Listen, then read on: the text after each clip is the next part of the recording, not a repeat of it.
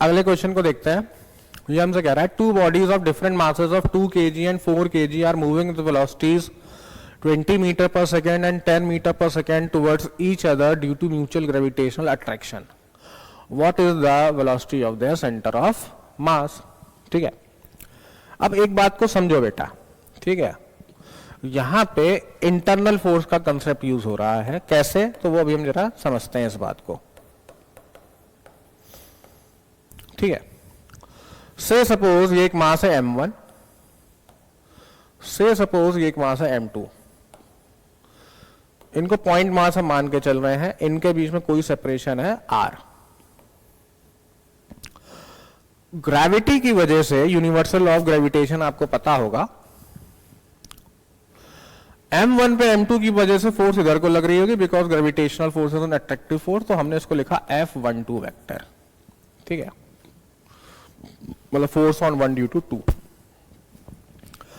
ऐसे ही 2 पे मतलब m2 जो है वो m1 की तरफ को अट्रैक्ट हो रहा है, m1 उसे अपनी तरफ को अट्रैक्ट कर रहा है, तो इसको हमने लिखा है F21 वेक्टर।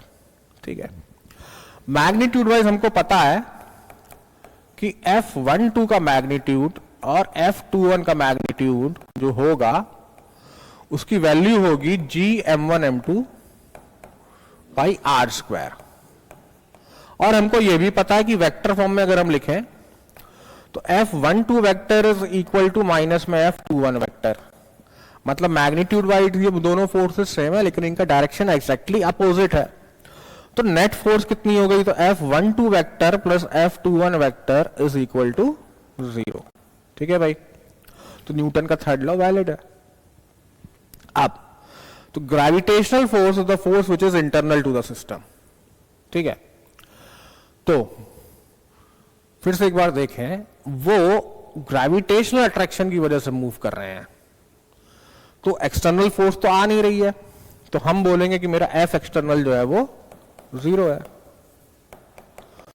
तो इसलिए acceleration of the centre of mass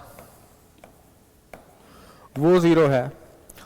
initially और रेस्ट पे थे भाई, ये बॉडी तो उन्होंने खुद एक्वायर की है, मतलब क्योंकि फोर्स उन पे इंडिविजुअली देखो तो लग रही है।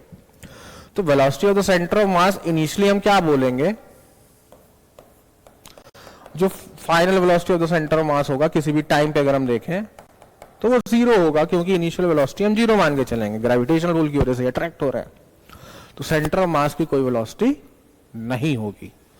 तो इसलिए इसका आंसर हो जाना चाहिए 0।